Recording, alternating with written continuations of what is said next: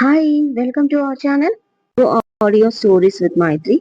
నా ఛానల్ని ఎవరైనా ఫస్ట్ టైం చూస్తున్నట్టయితే తప్పకుండా లైక్ చేయండి, షేర్ చేయండి అండ్ సబ్స్క్రైబ్ చేసుకోండి ఫ్రెండ్స్. ఎన్నాళ్ళైనా నీకై వేచుంటా. ఎపిసోడ్ 63. ఇక లేట్ చేయకుండా స్టోరీలోకి వెళ్ళిపోదామా? నో, నాకు పనిష్మెంట్ వద్దు, బియ్యాన్ని కావాలి అంటాడు అశ్విన్ సనా లాంగ్వేజ్ లో.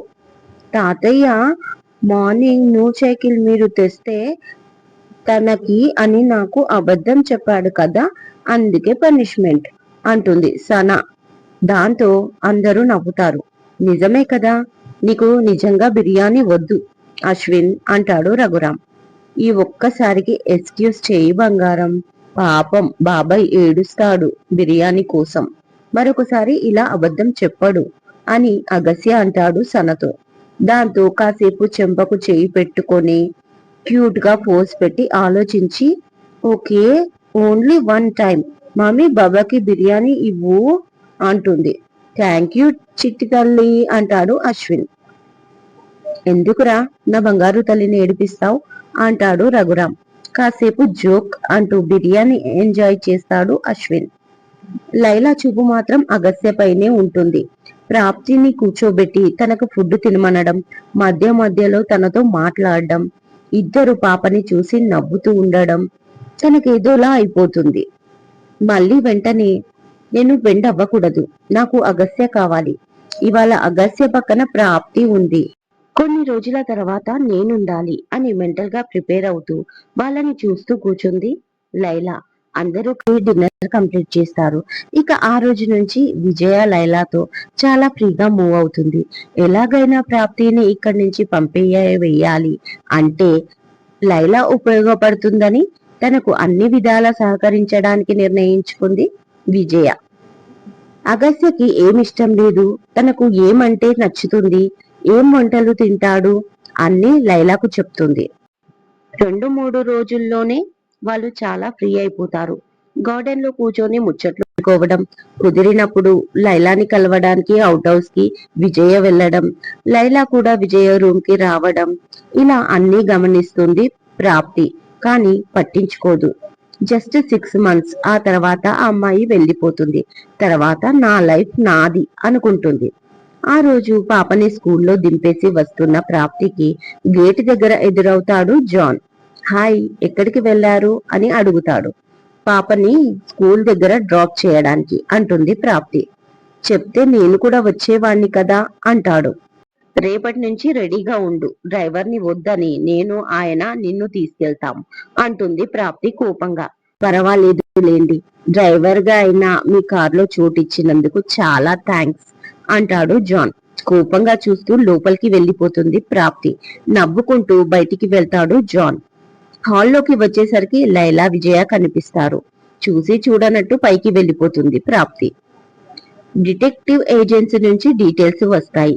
ఈ అమ్మాయి ఈ 4 years బ్యాక్ ఒక సాఫ్ట్వేర్ కంపెనీలో జాబ్ వచ్చింది. అప్పుడు గచ్చిబౌలిలోని ఒక లేడీస్ హాస్టల్లో ఉండేది. ఆ తర్వాత లాంగ్ లీవ్ తీసుకొని మరొక 3 నెలలు తన ఊరికి అంటే షాపూర్ వెళ్ళింది.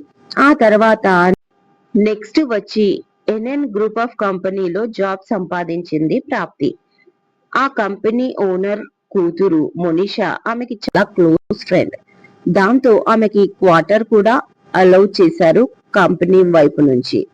ఇక పర్సనల్ విషయాలకు వస్తే ఆ అమ్మాయికి అప్పటికి పెళ్లి కాలేదు. కానీ నెక్స్ట్ టైం హైదరాబాద్ కి వచ్చినప్పుడు తనతో ఒక చిన్న పాపని తీసుకొని వచ్చింది. ఆ పాపని చూసుకోవడానికి ఒక ఆయా కూడా తన ఫ్లాట్ లో ఉండేది. ఆ తర్వాత తను వర్క్ చేస్తున్న కంపెనీ ఇంకా విఆర్ కంపెనీతో టైఅప్ అయి ఒక ప్రాజెక్ట్ చేశారు.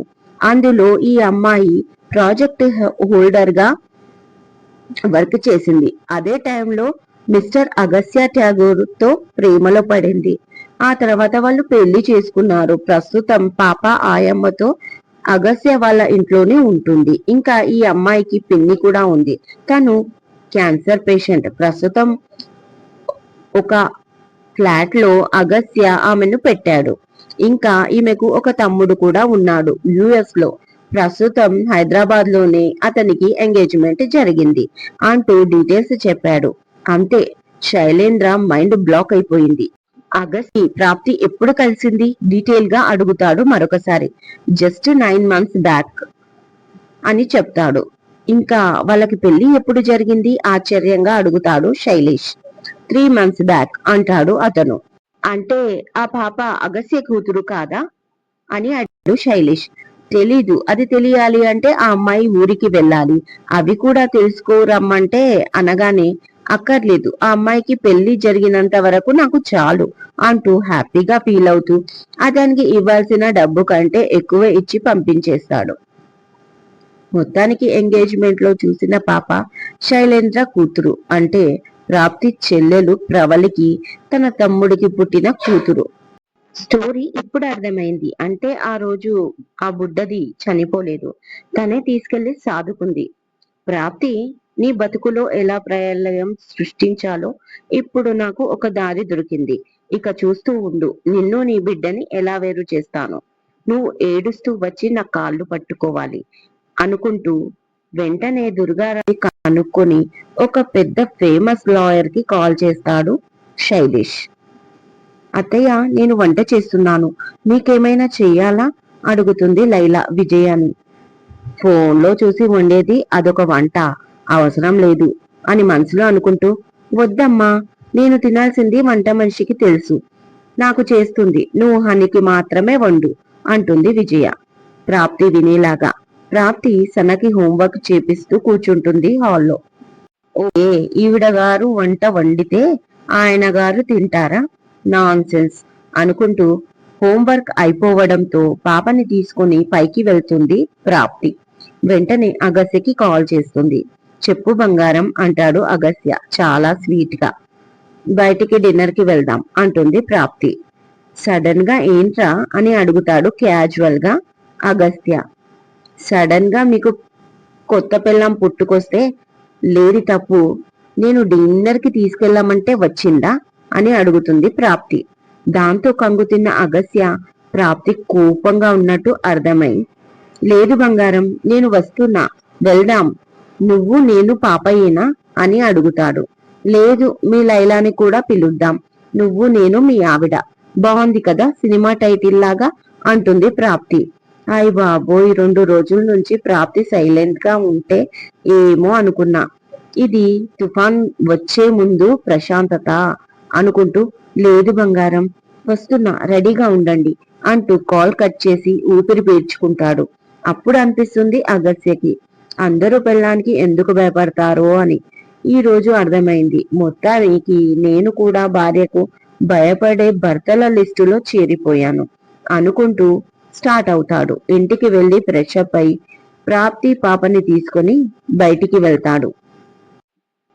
వంటగదిలో పాత్రలతో కుస్తీ పడుతుంది లైలా. ఇవాళ నేనే డైనింగ్ టేబుల్ సర్దాలి ప్రాప్తి కంటే ముందు అనుకుంటూ. ప్రాప్తి అగస్య బయటికి వెళ్లడం చూసుకోదు. అప్పటి వరకు తన రూమ్ లో టీవీ చూసిన విజయ, ఏమ్మా వంట అయ్యిందా అంటూ డైనింగ్ ఏరియాకి వస్తుంది. అయ్యింది అత్తయ్య, ఆయన వచ్చారా అని అడుగుతుంది లైలా. వచ్చాడు, పైన ఉన్నట్టున్నాడు అనగానే పనావిడొచ్చి, పెదబాబు, కోడలు, పాప ముగ్గురు బయటికి వెళ్లారమ్మా అంటూ బాంబు పేల్చింది. అంతే, ఇద్దరు అవ్వకై ఫేస్లు చూసుకుంటారు. అదేంటి ఆంటీ ఇలా జరిగింది, మీరే కదా వంట టేస్టీగా చేసి హస్బెండ్ మనసులో స్థానం సంపాదించుకోవచ్చు అని చెప్పారు, ఈవేళ నా వంట వేస్టేనా ఏడుపు ముఖంతో అడుగుతుంది లైలా. ఒక్క రోజుకే ఇలా దిగులు పడితే ఎలా, ఇంకా ముందు ముందు చాలా ఉంది అంటుంది విజయ. దాంతో లైలాకు విజయ మాటలు నచ్చక, ఈమె వేలో కాదు, నేను సపరేట్ గా రూట్ తీసుకోవాలి, అప్పుడే అగస్యకు దగ్గరవుతాను అనుకుంటూ ఫేస్ వాష్ చేసుకోవడానికి వెళ్తుంది. మిర్రర్ లో తన ఫేస్ చూసుకుంటే ముఖమంతా జిడ్డు జిడ్డుగా అయిపోయింది. ఇంట్లో పనిదానిలాగా అయిపోయాను, ఈమె మాటలు వేస్ట్. 1940 అప్పటి స్టోరీలు ఇప్పుడు ఎలా నడుస్తాయి, 2-3 ఏళ్లకే ట్రెండ్ మారిపోయింది. అలా అని ఈవిడ సపోర్ట్ ని కూడా కాదనలేను. ఆ ప్రాప్తితో గెలవాలి అంటే అందరి సపోర్ట్ నాకు అవసరం అనుకుంటూ నేను ఫ్రెష్ అప్ అయి వస్తాను అంటూ అవుట్ హౌస్ కి వెళ్తుంది లైలా. వెంటనే చకచక రెడీ అయి లైలా అగస్య ప్రాప్తి ఏ రెస్టారెంట్ కి వెళ్లారో తెలీదు కదా అనుకుంటూ కాసేపు ఆలోచించి జాన్ కి కాల్ చేస్తుంది. ఏంటి లైలా అని అడుగుతాడు జాన్. ప్రాప్తి, అగస్య డిన్నర్ కి వెళ్లారు. అది ఏ రెస్టారెంటో కనుక్కొని నాకు చెప్పు అంటుంది లైలా. ఏంటి అంటాడు జాన్, తను చెప్పింది అర్థం కాక. నువ్వు విన్నది కరెక్టే అన్నయ్య, వాళ్ళు ఎక్కడికి వెళ్లారో కాస్త కనుక్కొని నాకు చెప్పవా అంటుంది మళ్ళీ లైలా. వాళ్ళు ఎప్పుడు వెళ్లారు రెస్టారెంట్ కి అని అడుగుతాడు. ఎప్పుడు వెళ్తే నేను ఎందుకు అడుగుతాను అన్నయ్య, ఇప్పుడే వెళ్లారు, అదే కనుక్కోమంటున్నా అంటుంది చిరాకుగా లైలా. ఆయన కోసం వంట చేస్తే అది తినకుండా చెయ్యాలని ప్రాప్తి ఆయనను రెస్టారెంట్ కి తీసుకెళ్ళింది. అది కనుక్కొని నాకు చెప్పు అంటుంది. అది కరెక్టే, కానీ అలా భార్యాభర్తలను డిస్టర్బ్ చేయడం బాగుండదేమో అంటాడు జాన్. ఇప్పుడు నాకు కావాల్సింది జ్ఞానం కాదన్నయ్య, రెస్టారెంట్ పేరు అంటుంది అసహనంగా లైలా. తను వినేలా లేదు అని అగస్యకు ఫోన్ చేసి అడగాల అనుకుంటూ ఒక ప్లాన్ చేస్తాడు. అగస్య తరచూ వెళ్లే రెస్టారెంట్ తనకి తెలుసు. అక్కడ సీ ఫుడ్ తనకి చాలా ఇష్టం. గ్యారంటీగా అక్కడికే వెళ్లి ఉంటాడు అనుకున్న జాన్ ముందుగా కాల్ కట్ చేసి 5 నిమిషాలు అయ్యాక లైలానికి కాల్ చేసి ఒక రెస్టారెంట్ పేరు చెప్తాడు. అదెక్కడో లైలాకి తెలియకపోవడంతో సరే నేను కూడా వస్తున్నాను, ఇద్దరం కలిసి వెళ్దాం అంటూ కారు తీసుకొని బయలుదేరతాడు. వచ్చి లైలాని పిక్ చేసుకొని ఒక రాంగ్ రెస్టారెంట్ కి తీసుకెళ్లిన జాన్ కి షాక్ తగిలింది. ఎందుకంటే అదే రెస్టారెంట్ లో అగస్య, ప్రాప్తి, పాప కనిపించారు వాళ్ళకి. జాన్ టేబుల్ కి 4 టేబుల్ల అవతల. ఇక లైలా అగస్య విషయం పక్కన పెట్టి జాన్ ప్రాప్తినే చూస్తూ హాయ్ అంటాడు. వాళ్ళని చూడగానే ఒళ్ళు మండిపోయింది ప్రాప్తికి. కోపంగా అగస్య వైపు చూసేసరికి తనేవి చూడకుండానే పాపకి తినిపిస్తాడు. నిజంగానే పాపం అనిపించింది అగస్యని అలా చూస్తే. ఎవరి మీదో కోపం తన మీద ఎందుకు తీయాలి? అదేదో వాళ్ళ మీదే తీస్తే సరిపోతుంది కదా. రాని చెప్తా అనుకుంటుంది ప్రాప్తి. హాయ్, మీరేంటి ఇక్కడ అంటూ వచ్చాడు క్యాజువల్ గా ఉండడానికి ట్రై చేస్తూ జాన్. షాపింగ్ చేయడానికి వచ్చాం అంటుంది ప్రాప్తి. అదేంటి అని అడుగుతాడు జాన్. మరి రెస్టారెంట్ కి ఎందుకు వస్తారురా? అది ఈ టైంలో డిన్నర్ చేయడానికి కాదా అంటాడు అగస్త్య జాన్ వెనకే ఉన్న లైలాని చూసి. మీరు కూడా డిన్నర్ కి వచ్చారా అని అడుగుతాడు డౌట్ఫుల్ గా. జాన్ ఏదో కవర్ చేసే రూపల, లేదు, మిమ్మల్ని ఫాలో చేస్తూ వచ్చాను. మీకోసం నేను వంట చేస్తే మీరు రెస్టారెంట్ కి వచ్చారా? ఇదేమైనా బాగుందా మీకు? అలకగా అడుగుతుంది లైలా.